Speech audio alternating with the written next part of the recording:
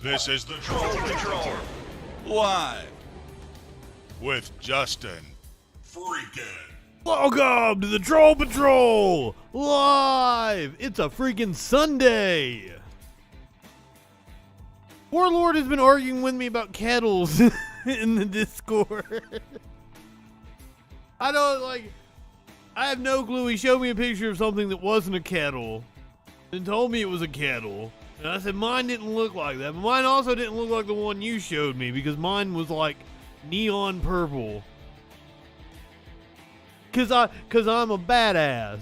And I had a awesome purple kettle up until the point that I put some water on one morning to make coffee.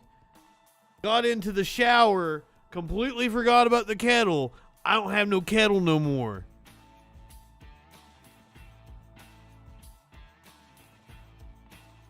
So many erections today. I'm sorry that has been an issue. You might need to see a doctor if you have one that lasts more than 4 hours. This is the first time we've done the news in a few days. That might have been the longest little break I took from the news. I feel refreshed. We did the 420 anniversary special on Wednesday. We did a fucking around stream on Thursday. The Freak Show on Friday. I ain't told you guys the news since Tuesday, and a lot of shit has happened. Like Madison Cawthorn getting caught in lingerie or some shit. Pictures surfaced of him from years ago, before he was a congressman, dressed up in lingerie. We've got his comments on that. Oh, breaking as we're coming on in the last couple of hours. Apparently, Twitter is now indeed considering Elon Musk's bid to purchase Twitter. Gonna talk about that. Plus, Dan Bongino is gonna give us the rundown on woke companies. A preacher last week had some problems with something that Ilhan Omar said. Remember, there was that religious group that was on a plane. They broke out in some Jesus song, and the plane looked like they'd been held captive. Well, Ilhan Omar tweeted out, like, what if that had been a Muslim family thinking about Muhammad or something? Like, they would have stopped the plane, right? They would have landed. They would have made an emergency landing. Air marshals would have tackled them. Apparently, a preacher had something to say. I have no clue what he said, but he got some backlash for his comments. He went on Fox News to say, "No, I wasn't being political. I'm the victim here." We're going to hear from that dude. I'm sure that's going to be a fantastic explanation. Hold on. Where's my meme? Hold on. Boom. There's your meme for the day. Hey, kids. Orrin Hatch is dead. Sparkles and I were watching The Batman last night, and she's like, "Hey, Orrin Hatch died." I'm like, "Fucking A, cool. That's better than The Batman." No. I like a lot of things about The Batman. I dislike a lot of things about The Batman. I'm very conflicted about that movie. I really liked the Batmobile. It was super fucking cool. It was like an old school muscle car. Quite possibly the coolest Batmobile in any Batman movie ever. Except maybe Adam West's Batmobile. Justin Batman again. What, I need to go watch it again? No, I'm still going to have the same complaints. And like, Sparkles did the same thing. You know, we got to the end the last 20, 30 minutes. She's like, "That it?" I'm like, "Oh, surely, there's more to wrap up." And I'm like, "Oh, no. This is the start of another trilogy." We smoked a blunt and a joint during the Batman. It's 3 hours long. We smoked a blunt and a joint during the Batman. Tell me we weren't high enough for that shit. Just like, once again, there's just a glaring there's a glaring pothole. No, there's a glaring plot hole. Just like with Spider-Man. I'm sorry, okay, spoiler alert. Just like with Spider-Man. He's got a wizard summoned fucking villains from another universe. They're zombies. They're fucking dead. Summon zombie villains from another universe, and this little punk-ass kid isn't gonna let the wizard put them back. He's gonna be like, no, I gotta save their lives. And that's how you even get the setup to the movie. It makes no goddamn sense. Why would Peter Parker do that? Slap the shit out of him. Then the Batman is kind of like the same fucking ordeal. Like, Riddler, Edward, I don't think his name was Edward Nigma. It was Edward something or other else in this one. Like, he allows himself to be captured by the police so he can have this confrontation with Batman. But then, like, he had no plan for how to get out of Arkham. Like, he's just like, Batman leaves and he's like, oh, wait a minute. Like, hold on, you let yourself get captured and you didn't have any plan for how to get the fuck back out? That makes no sense.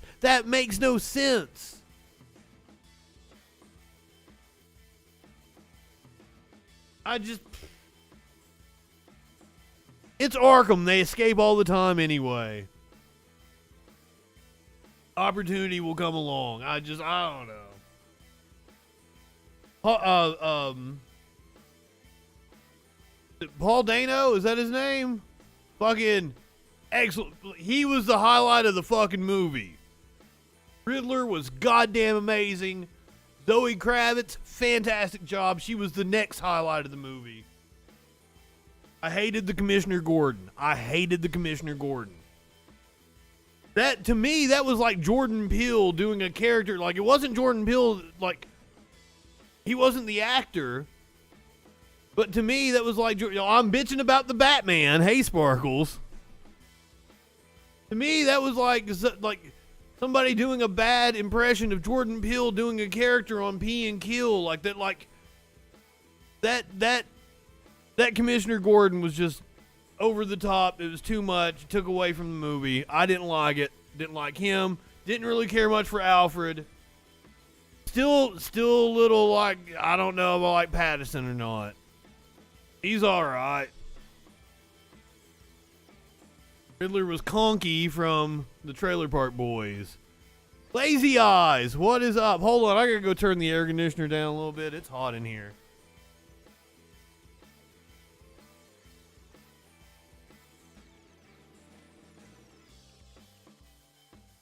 Thought about opening the doors up, but I don't think it's cooled down enough. It was like 80-something degrees here. It gets all hot and sticky. I don't like it. I'm not high enough for this shit. I was running down the shit we were going to talk about on the show tonight, and then just all of a sudden, like, I get sidetracked bitching about Batman.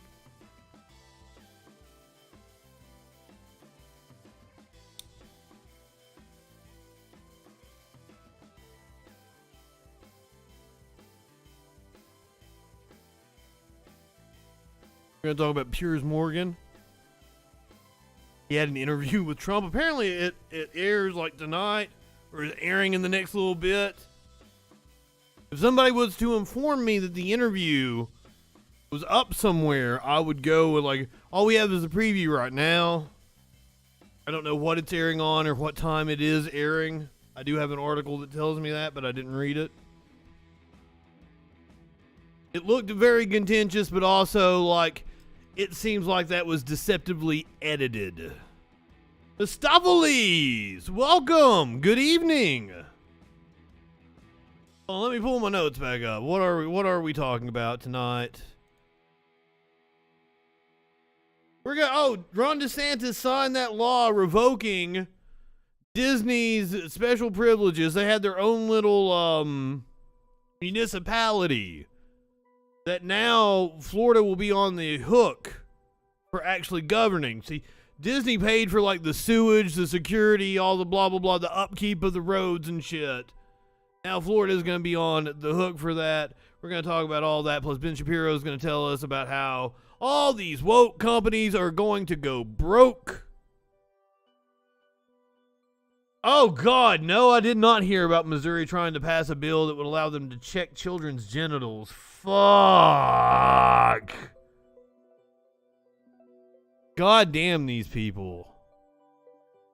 God damn these people. Why can't they just stop?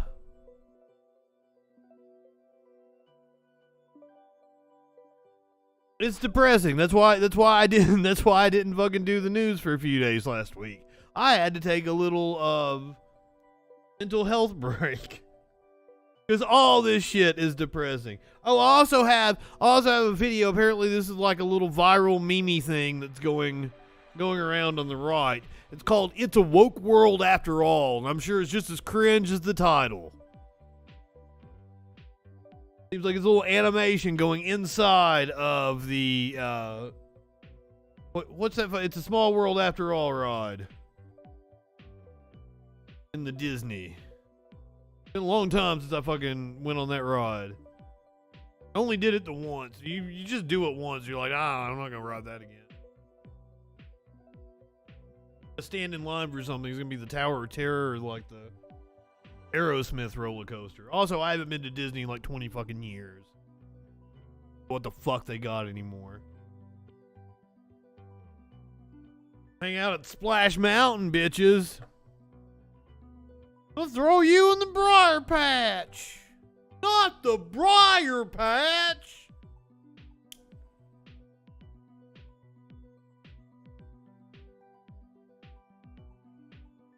Story of Tar Rabbit still seems a little racist to me. I'm just one of these wokies causing companies to go broke. Oh, Marjorie Taylor Greene. I should have went live with that shit. I didn't know how entertaining that was gonna be. Buddy, did I drop the ball on that one. We're gonna watch a good 15 minutes of that shit. I pulled a couple of different clips, especially my favorite when she was asked if she had ever called Nancy Pelosi a traitor. She said no, and the lawyer is like, Exhibit 5, please. Whoa, whoa, whoa, whoa, whoa, whoa. Fan-fucking-tastic. Oh, the Utah Democratic Party has decided it is not going to field a candidate. The upcoming, I believe it's the Senate race. More power to them. More power to them. They're going to get behind Evan McMullin, who I talked about the other day, actually took a sizable portion of the vote from Trump in Utah. Could very well win the Senate in Utah. He's going up against Mike Lee. Fuck yeah. I'm actually all about that. Trump says he and Kevin McCarthy are still good. They still good.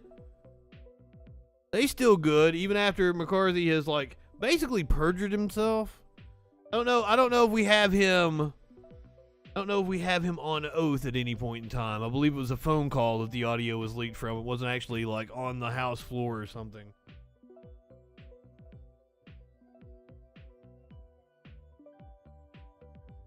Motherfuckers. McCarthy lied about not asking Trump to resign. Like, came out last week, said, I did not ever ask Trump to resign or talk to him about resigning.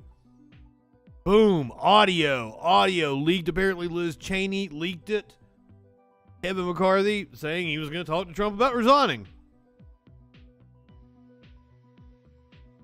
Happy Sunday, Sassy. Welcome.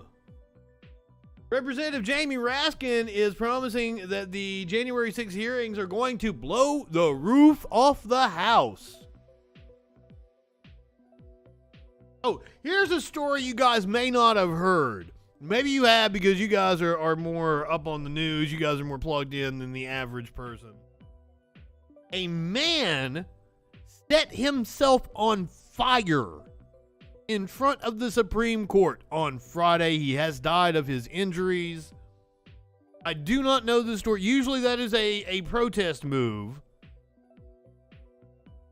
So I do not know what his cause was. Hopefully we will get the full story. We'll know what he is on the side of.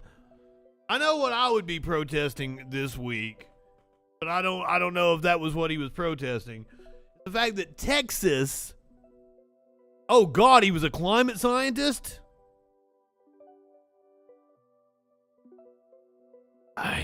The world is on fire, so shit. But here's what I would be protesting this week if I had a platform, and I do have a platform, and I am protesting it. Texas is set to execute an innocent woman this week.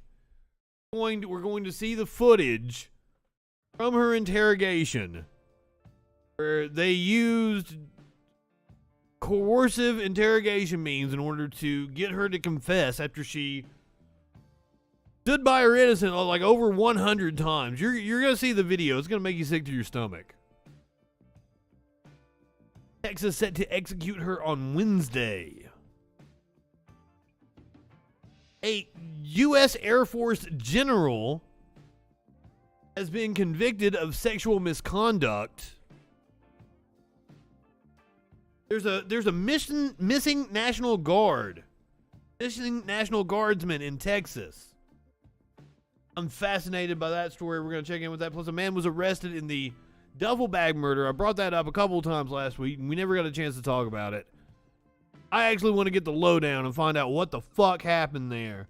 I've seen right-wingers saying that he was here illegally, so of course it's going to fuel their goddamn xenophobia.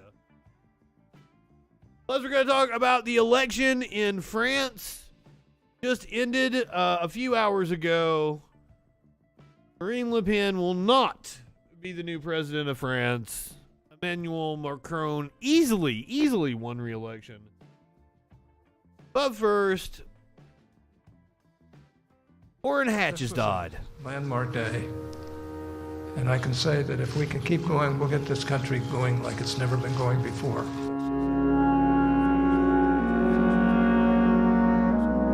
What god-awful music the USA Today put under this.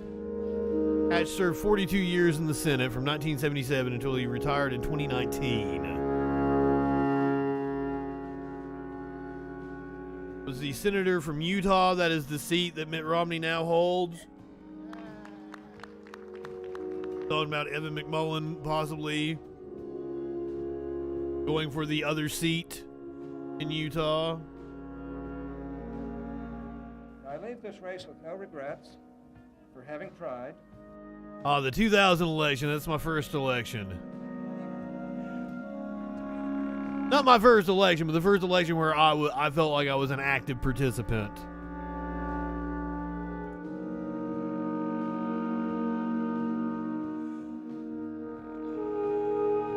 Hatch received the Presidential Medal of Freedom, God knows why. Provided by his wife of 60 years, Elaine. Why might I say God knows why he was awarded the Presidential Medal of Freedom? Let's go back to this Nation opinion piece from, I believe it was 2018. January 3rd of 2018. The retiring senator has always been a shameless tool of billionaire campaign donors and a partisan errand boy for the likes of Donald Trump.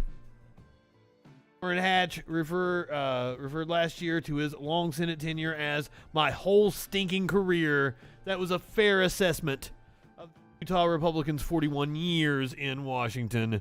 75% of Utah voters told pollsters last fall that they did not want the senator to seek re-election in 2018. Hatch took the hint this week, announcing this was back in 2018. Announcing that he plans to retire after 4 decades of placing special interests and the personal power that is obtained by serving them above the public interest and the people whose lives are made dramatically worse when government abandons them. Few, aside from President Trump, Republican Majority Leader Mitch McConnell, and the lobbyist for the special interests Hatch served, will miss one of the most egregious hypocrites ever to serve in a chamber where mendacity has always been well represented. Hatch was elected to the Senate in 1976 after running a campaign that anticipated the crudely divisive strategies and relentless negativity that has come to characterize contemporary campaigning. Hatch was a pioneering practitioner of the new politics of shameless pretense that would come to define Washington. More aptly come to define the Republican Party, a Republican who had moved to Utah from Pennsylvania. He claimed that that the incumbent Democratic senator, who had been born and raised in Utah, was out of touch with the values and concerns of the state. That was a fantasy developed by the political con artist who had the malleable newcomer run on the issue of term limits. Hatch made term limits. Motherfucker served from 1976 to 2019, and he ran on the issue of term limits. Weed, RB says. Don't mind if I do, because I'm not high enough to read this stupid shit about Orrin Hatch.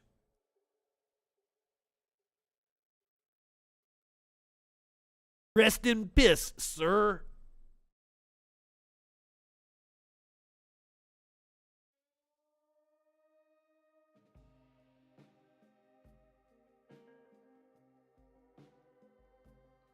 Hatch's attack campaign prevailed in 1976.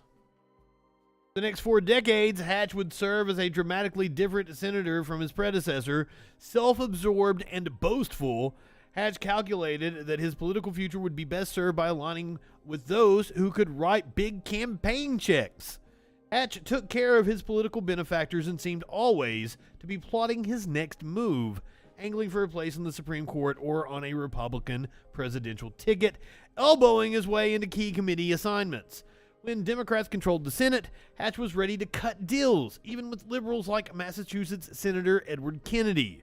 When Republicans took charge, however, he became the most shameless of partisans, as when the same senator who repeatedly savaged Professor Anita Hill on behalf of Supreme Court Justice Clarence Thomas played a critical role in blocking the Supreme Court nomination of Merrick Garland, whom he acknowledged was an outstanding jurist. This was just in order to prevent President Barack Obama's nominee from getting a place on the high court. Elite media outlets gave Hatch plenty of coverage and cover because the relentless self-promoter was always ready to deliver a talking point or appear on a political talk show. They could not obscure the fact of his steady hypocrisy, which included the abandonment of the term limits pledge that was so central to his initial campaign. Across 4 decades, Hatch's steadiest default positions were as robotic ally of the oligarchs from whom he collected tens of millions of campaign dollars, and as an errand boy for Republican presidents up to and including Donald Trump. Responsible Republicans kept their distance from Trump, but Hatch declared, "We're going to keep fighting, and we're going to make this the greatest presidency that we've ever seen, not only in generations, but maybe ever." Did we already crab rave for Orrin Hatch? No, we did not. I don't think, unless that happened without my knowledge. Do it. Do it.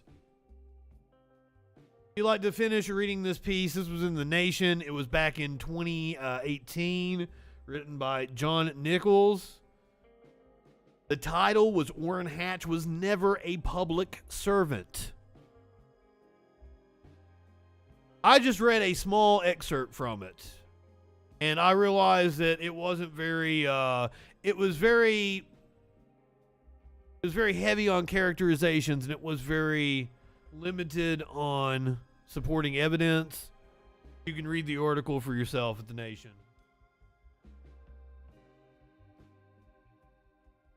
News, give you a little overview of who Orrin Hatch was the day after his death.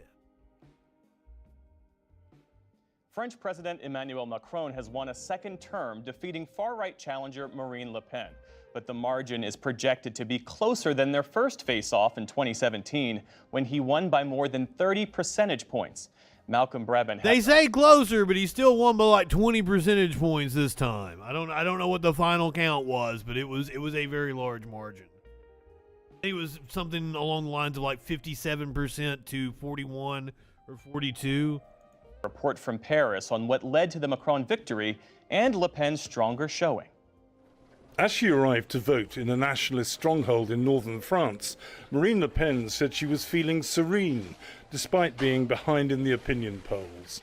This is her third crack at the presidency, and she's prepared like never before. But Le Pen was dependent on a low turnout, and especially reliant on the abstention of people who couldn't bring themselves to vote for the sitting president. And that's the thing. Apparently, the left did actually coalesce around Macron to put him over the finish line. That was the thought, that this was going to depress the left because of Macron. She's appealed to poorer working-class families with pledges to bring down the cost of living. But promises to be a disruptive influence in the European Union have alienated those who want international stability while war is close by in Ukraine. The incumbent, Emmanuel Macron, is painting himself as an international statesman who can offer substance abroad and be all things to everyone at home. In the second round of French elections, many voters traditionally hold their noses as they cast their ballots because they have to vote tactically and not with their hearts. Reluctantly, librarian Caroline Alzieux voted for Macron. I voted for one of them, but not out of belief or passion. I just That's the same reason we all voted for Biden over here. like the one you had during the Trump presidency. Artist Raphael Onfray She made the same comparison. but did what she believed was her civic duty. I just voted for someone I disagree with and I don't really appreciate. So So you voted. But isn't a fucking monster. well, I'm not supposed to say that, but yes. Can I ask you how concerned you are about the prospect of a Le Pen presidency? Well, for the first time, I'm very scared. But not as scared as France's approximately 6 million Muslims. Le Pen has promised to ban headscarves in public places and to hold a referendum on immigration. At the North African-inspired Great Mosque in Paris, community leaders have made their disdain for Le Pen. I almost hit the amen, but then that would be wrong. I need a Muhammad cartoon or something I can throw up on this.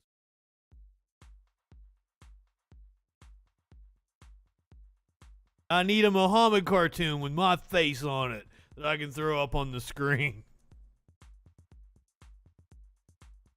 Those of you who are unaware, it is actually like whatever you against the Quran to show pictures of Muhammad, against the Muslim faith to show pictures of Muhammad. Oh, I hope my internet isn't